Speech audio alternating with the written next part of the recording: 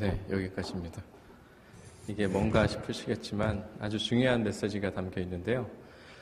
영화 포레스트 검프의 첫 장면입니다. 1994년 아카데미상 6개 부문을 시상한 아주 그 당시 최고의 영화였죠. 영화의 시작이 매우 독특한데요. 하늘에서 깃털 하나가 이렇게 내려오는데 지나가는 사람의 어깨에 내려앉을 듯 하다가 자동차 위를 지나서 이제 바람 부는 대로 흐르고 흘러 결국 내려앉은 곳이 어디예요? 주인공의 발이었습니다. 기막힌 우연이 아닐 수가 없는데요. 그런데 이것이 이 영화가 담고 있는 아주 중요한 메시지입니다. 우리의 인생이 깃털이라는 것입니다. 우리가 살면서 깃털과 같이 공중에 허공에 떠돌듯이 살기 때문에 우리가 경험하는 일들은 우연이고 그것은 사실 목적도 없고 의미도 없는 것들이라는 것을 영화는 시작하면서부터 이렇게 강조하며 시작하고 있습니다. 그래서 영화의 주인공 포레스트 검프는 IQ가 75밖에 되지 않는 사람이지만 달리기 하나 가지고 우연히 대학에도 입학하게 됩니다. 또 군대에 가서 우연히 굉장한 무공도 세우게 됩니다. 새우잡이로 돈벌이를 나서는데 커다란 허리케인으로 인해서 모든 새우잡이 배들이 다 부서지게 되는데 그 틈에 포레스트 검프의 새우잡이 배만 멀쩡하기 때문에 혼자 아주 독점적으로 새우잡이를 하며 돈을 긁어 모으게도 됩니다. 포레스트 검프의 친구는 그 번 돈을 가지고 주식 투자를 하게 되는데 아주 우연하게도 그 주식은 앞으로 대박을 치게 될 애플사의 주식이었습니다. 이 모든 승승장구가 우연과 해프닝으로 이루어지고 있는 것이죠. 무언가 계획된 것처럼 맞아떨어지는 것조차, 그렇게 보이는 것들조차도 마치 깃털 하나가 우연히 주인공의 발에 내려앉은 것과 같이 다 우연이다라는 말을 하고 있는 것입니다. 여러분, 영화가 시종일관 말하는 이것이 우리가 살고 있는 이 시대의 정신입니다. 어렵게 말하는 사람들은 이것을 가리켜서 실존주의라고 말을 합니다. 인간이 목적도 없이 의미도 없이 그저 세상의 깃털처럼 던져진 존재라고 생각하는 것입니다. 얼마나 슬프고 쓸쓸한 이야기입니까? 얼마나 공허한 이야기입니까? 이런 이야기들을 영화를 비롯한 각종 문화 매체를 통해서 우리는 접하며 우리도 모르는 사이에 몸과 마음에 이 실존주의를 받아들이고 익숙해져 가고 있습니다. 그래서 힘겹고 어려운 순간이 찾아올 때마다 우리는 무의미하고 목적 없는 인생살이를 절감하며 깊이 탄식하기도 합니다. 그때마다 사람들은 내가 가진 것들 가지고 또 사람들이 해주는 칭찬과 인정을 가지고 위안을 삼으며 살아보려고 하지만 그 만족의 끝은 없습니다. 다양한 방식의 쾌락으로 우리 안에 있는 그 허전함과 공허함을 채우려고 하지만 그것도 잠시일 뿐 결코 채워지지 않는 그 공허함을 짊어지며 사람들은 살아가고 있습니다. 그러면 여러분 어떻게 해야 됩니까? 여러분은 어떻습니까? 세상은 이렇듯 의미도 목적도 없는 허무한 세상인데 예수 믿는 사람들인 하나님을 믿는 우리는 어떻게 살아가야 되는 것입니까? 깃털 같은 인생을 무엇을 가지고 어디를 향해 가야 되는 것입니까? 여러분, 이것은 매우 철학적인 질문이지만 이에 대하여 하나님의 말씀은 매우 명료하고 아주 쉽게 우리에게 답을 주고 있습니다. 오늘 본문 말씀을 통해 그 하나님의 말씀을 함께 만나보려고 합니다. 오늘 본문 말씀 1절을 보시면 디모데라 하는 젊은이가 루스드라라는 곳에 살고 있습니다. 디모데는 어머니는 유대인이었지만 예수님을 믿는 사람이었습니다.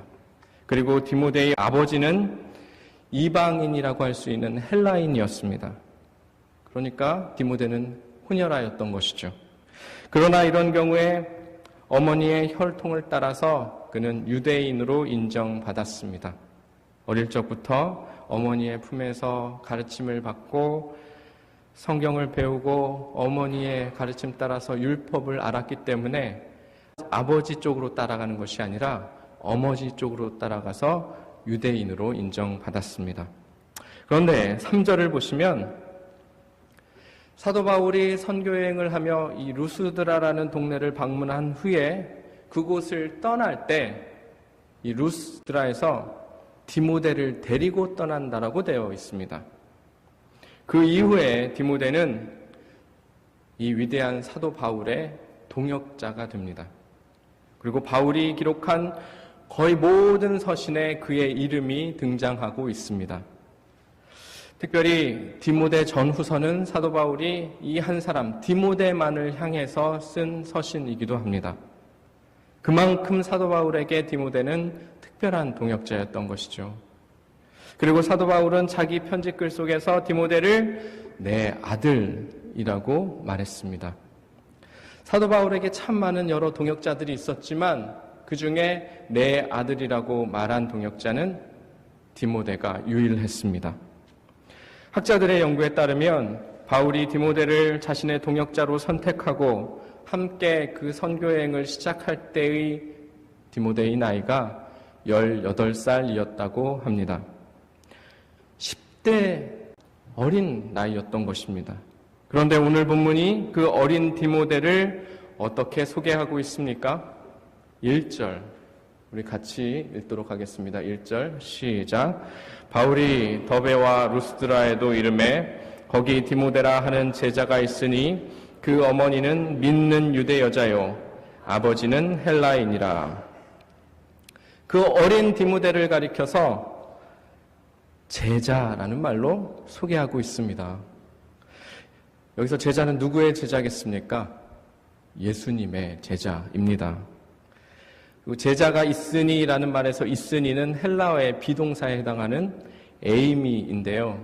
시제가 미완료로 되어 있습니다. 이 미완료 시제는요, 동작의 반복을 가리키거든요. 그러니까 디모데는 한 번 예수님의 제자였던 것이 아니라 계속해서 예수님의 제자로 살아왔다는 것을 말하고 있습니다. 그래서 2절에는요, 이렇게 되어 있습니다. 2절도 우리 같이 볼까요? 시작. 디모데는 루스드라와 이고니온에 있는 형제들에게 칭찬받는 자니. 디모데는 자기 고향 루스드라에서 뿐만 아니라 한 30km 떨어져 있는 이고니온이라는 곳에서도 칭찬받는 사람이었다는 것입니다. 칭찬받는 이라는 헬라어 말도 역시 시제가 미완료로 되어 있습니다. 한 번 칭찬받는 일을 하고 만 것이 아니라 디모데를 아는 사람이면 칭찬할 수밖에 없는 삶을 그가 계속 살아왔다는 것을 말합니다. 그러므로 디모데는 예수님의 진짜 제자였던 것입니다.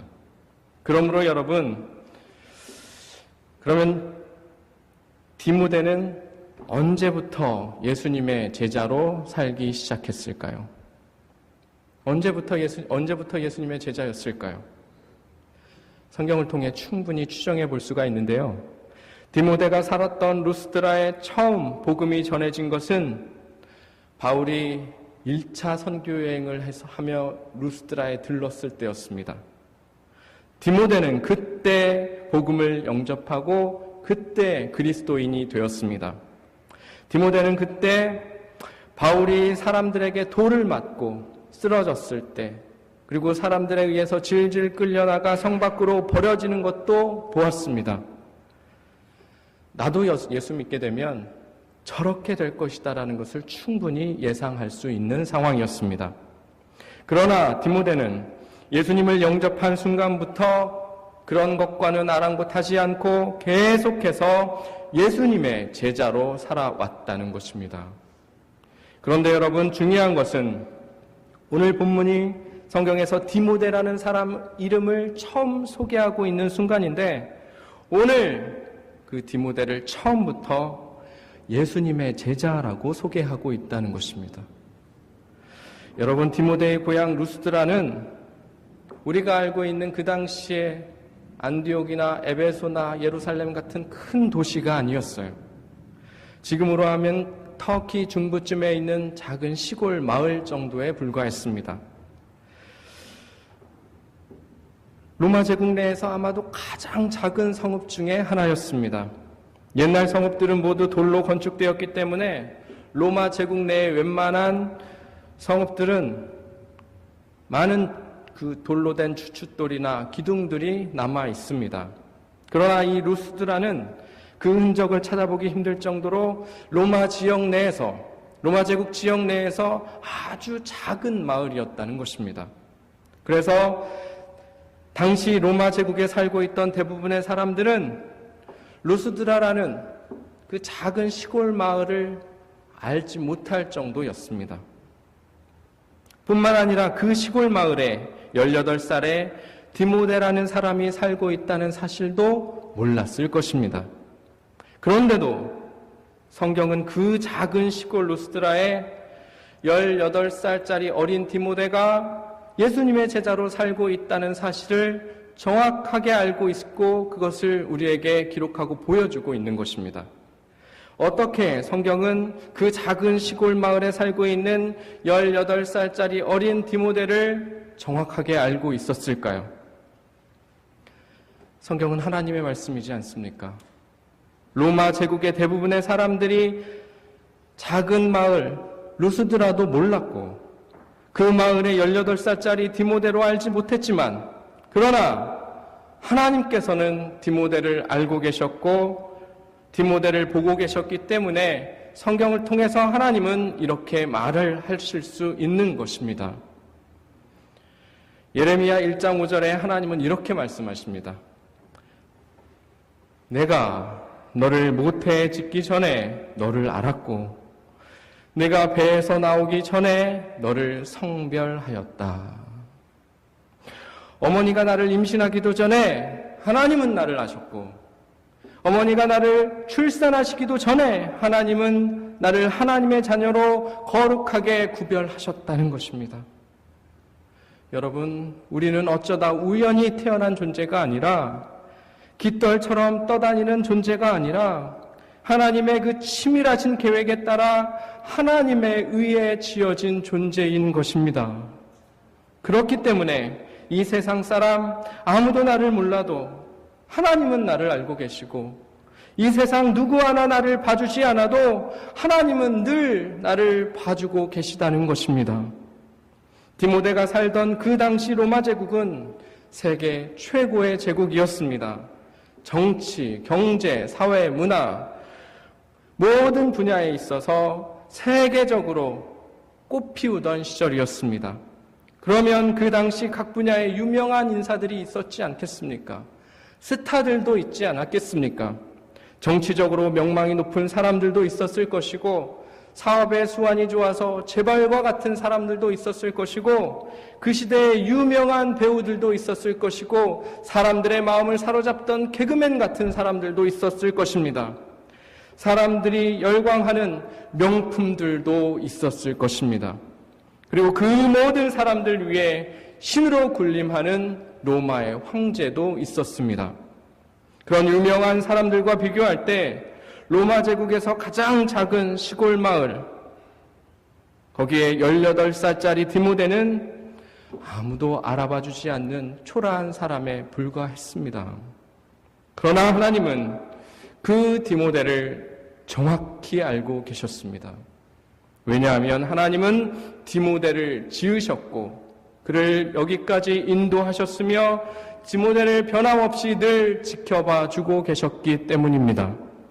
그래서 하나님은 오늘 본문을 통해서 우리에게 디모데를 가리켜서 디모데라 하는 제자라고 정확하게 소개하고 계시고 하나님의 때가 되었을 때 그 어린 디모데를 위대한 사도의 동역자로 붙여주셔서 아름답게 사용해 주신 것입니다. 여러분, 이것이 얼마나 우리에게 위로가 되고 힘이 되는 말씀인지 모릅니다. 이 세상 사람 아무도 나를 알아봐 주지 않아도, 이 세상 모든 사람들이 나를 인정해 주지 않더라도 주님 앞에 살아가는 나를 하나님은 알고 계시고 지켜봐 주고 계시다는 이 말씀이 얼마나 큰 힘과 위로가 되는지 모릅니다. 여러분, 하나님께서 나라는 한 사람 알고 계시다는 사실 여러분 믿으십니까? 믿으셔야 됩니다. 여러분 믿으십니까?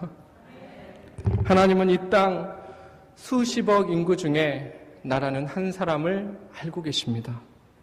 여러분, 하나님이 나를 아시는 것을 믿으실 수 있기를 바랍니다.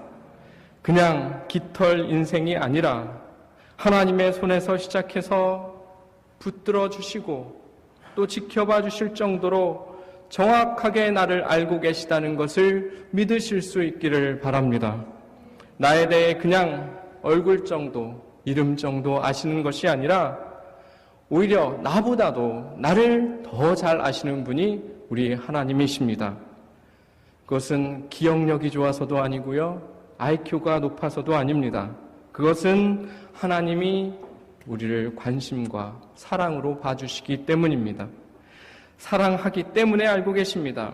사랑의 원리에 따르면 얼마나 사랑하느냐에 따라 얼마나 많이 아느냐가 결정됩니다.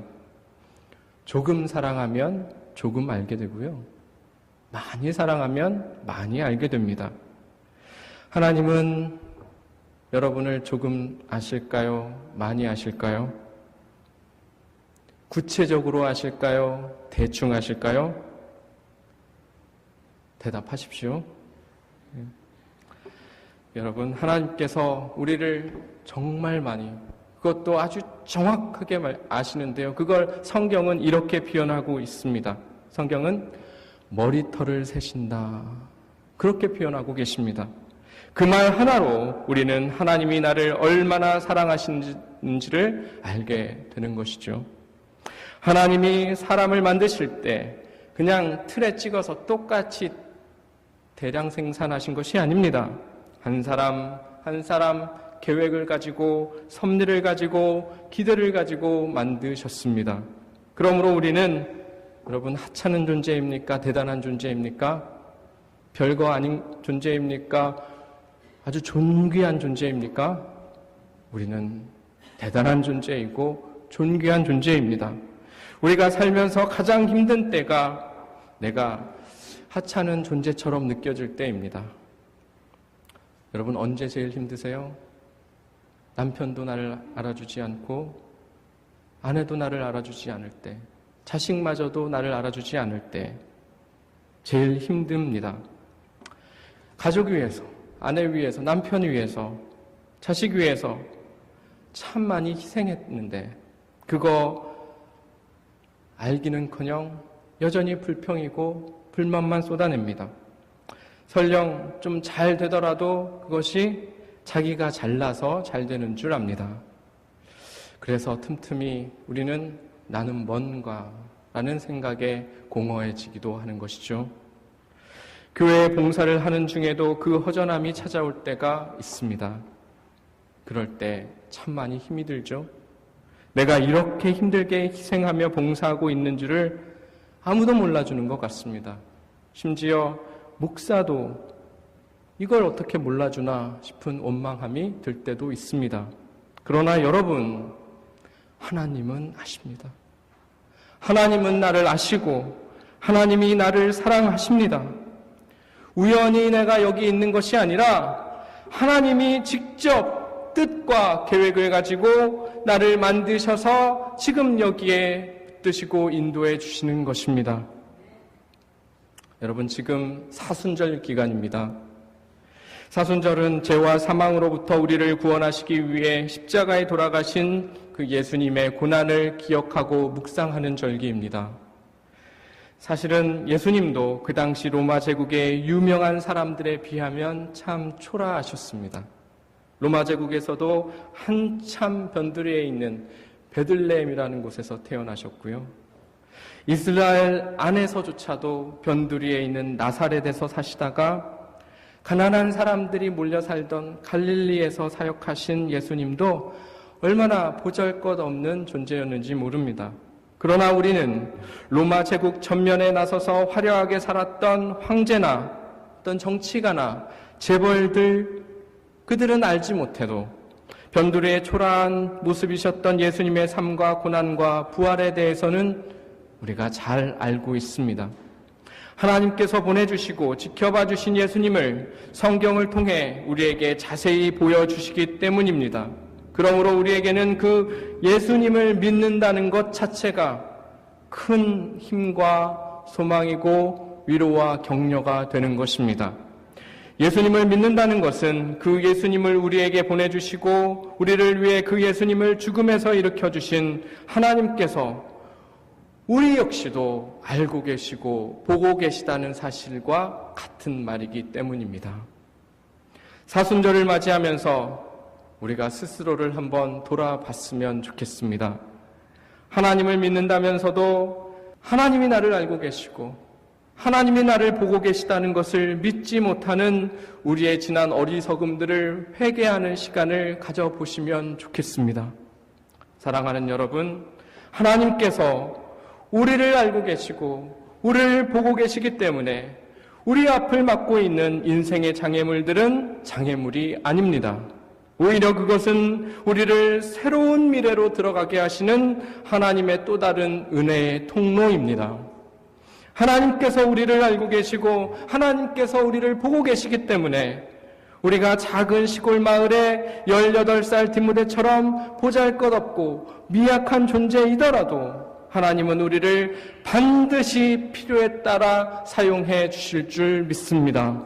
하나님께서는 우리를 알고 계시고 보고 계시기 때문에 이 세상 아무도 모르게 우리가 하나님 위에 죽는다 할지라도 하나님은 우리를 반드시 죽음에서 영원으로 살려주실 것입니다.